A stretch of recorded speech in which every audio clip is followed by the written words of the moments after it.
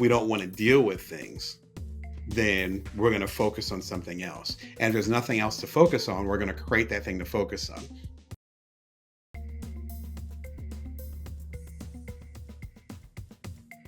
Stephen Covey has a great parable that talks about how you can prioritize your life. The way he breaks it down is this. Imagine that you have a jar. Imagine you're on the beach and you got some big rocks and little rocks in there. You dump all the rocks out. Now you can take all the little rocks and put them into the jar. Cool, they fit in the jar. But then when you go and put the big rocks in there, they won't fit anymore, right? Because the little rocks aren't going to move. However, if you dump everything out again and you put in the big rocks, and then you put in all the pebbles, little rocks, small rocks, everything fits fine. Of course, this is a parable or an analogy, and that analogy, the size represents your priorities, what's important to you. If you end up focusing just on the small stuff, it's not going to fit, because then you're going to end up losing the big stuff, and those big things won't get done. Correct? Can we get more intel to make an informed choice? The thing is that sometimes we don't have enough information. I've written about this, and great people have talked about this at some of the TED conferences I've been to, where sometimes procrastination and that idleness, as far as you might not being able to make a decision, it's actually because you don't have enough information. We beat ourselves up so much when we procrastinate, or we're not sure how to make a decision. We feel like we should be making snap decisions, but sometimes we don't have enough information. This actually harkens back to the Johari window, which I talked about in a previous show, where it's, if you think about it like a window pane, split into four quadrants. One quadrant is the stuff that I know and the stuff that everyone else knows. This quadrant is the stuff that I know but no one else knows. For instance, there might be a fear that I have that I've shared with no one. No one else knows that. So that's this quadrant. This quadrant is the stuff that I don't see but that everyone else sees. So there might be a certain way that I smile, or a certain tell, or a certain way that I walk that is unconscious to me, but everyone else sees it. And finally, this last quarter talks about the things that I don't know and no one else knows, the unknown. I bring this up, number one, because it's an excellent point as far as with the psychology of things. But number two, if you have these different quarters, this bottom half where it's stuff that everyone else knows that you don't know, and more importantly, this last quarter where it's stuff that no one knows, that might be while you're pausing. There might be something that you don't understand, something that your customers see that your leadership and yourself don't see. It might be something in the market that's not quite here yet, and a piece that's missing, an X factor. But you have to give space for that X factor. Some of the best business decisions I made were made because I got rebuffed, because of coincidence, because of a challenge, because of a resource thing, where I wasn't able to do it when I wanted to do it. And come to find out, there was this X factor, this Y factor, that totally made it much clearer what decision made the most sense. And I sure enough was going to make another decision, but luckily I had paused. Number one question, Damon, why can't I slow down? Why can't I slow down? I just keep moving. I keep going. I don't feel good when I stop. Why can't I slow down? And I've been a business coach for several years now, coach hundreds of folks. And so we talk a lot about that, because a lot of people that I coach are ambitious. I'm ambitious as well. And ambition can be a double-edged sword, because on one hand, it allows you to do these big, often grandiose things that are beyond what other people have done, which is fantastic. The challenging part of that is if you don't know where that ambition is coming from or why you're driven that much, then it can get murky, because what if you're not able to achieve? What if your body, your mind, your soul actually needs a break? Do you feel like you deserve a break? Right? Keep on quoting commercials. You deserve a break today.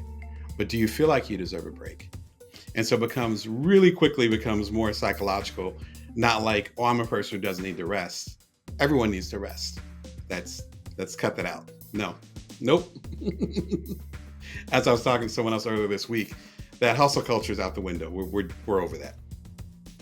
And if anything lasts 4 to 5 years, we're realizing that hustle culture is just going to drive us to the ground. There's usually two reasons why we feel a way and believe that we can't slow down. The first way is having guilt or feeling guilty about slowing down. This can come from a couple different places. It can come from our childhood, our friend group, the people that are around us, our environment that says you actually can't slow down. You should always be busy because this bill is always going to be due, because this accident could happen, because we're a family or we're a peer group or whatever that always stays busy. So it could be from that aspect. It could come from the aspect of you actually doing well, which is ironic, right? Why would you feel guilty about resting when you're actually doing well? You have, the amount of money you need in savings, or your business is doing great. Well, that's again back to the environment where maybe there's a level of survivor's guilt. And perhaps with your dramatic success, again, ambitious people, you're realizing that not everyone made it. And so there's a weight with that. It doesn't always feel good. I can identify with that. There's certain things that I was able to do that my peer group, my friends, even some of my family were not able to do. And with that success comes a level of guilt. And you're like, okay, well, I'm the one that made it, so there's no way I should go and take a nap today.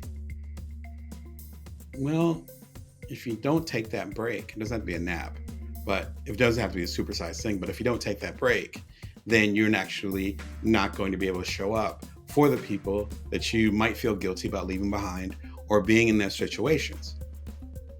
So it gets really complicated. But the first big reason that you might not feel like you can slow down is by guilt. And that's usually based, I found in my research and in my work as a coach, based on our environment. The tricky part is that environment could be right now, like your peer group, people you're around. That environment could have been when you were a kid. A whole nother layer of it, that environment might have been based on what your parents or your guardians went through. My parents hustled a lot to get to where they are today and to have a good environment for me as much as they could. So if I'm slowing down, but I get my ethics or my values, or I just get certain lessons from my parents, they might not have been in a position to slow down. So us slowing down, at least to the extent of me being able to take a nap today, sometimes can be viewed as a sense of privilege. And in some ways it is. But it doesn't mean you don't slow down at all. The second, more insidious way of why we sometimes feel like we can't slow down is that we're actually trying to outrun something.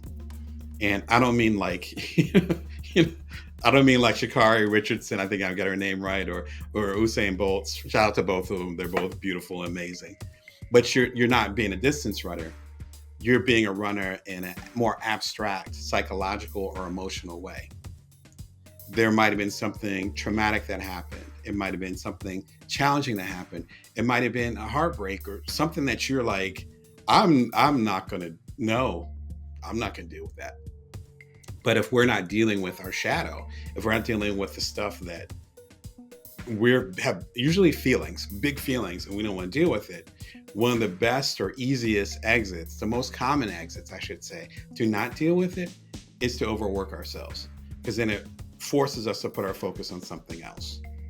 I think it was Carl Jung, it might have been someone else of that era, said that if we don't want to deal with things, then we're going to focus on something else. And if there's nothing else to focus on, we're going to create that thing to focus on. So when we talk about there being drama, or I have to deal with this, or I have to deal with that, sometimes those things are based on our own creation.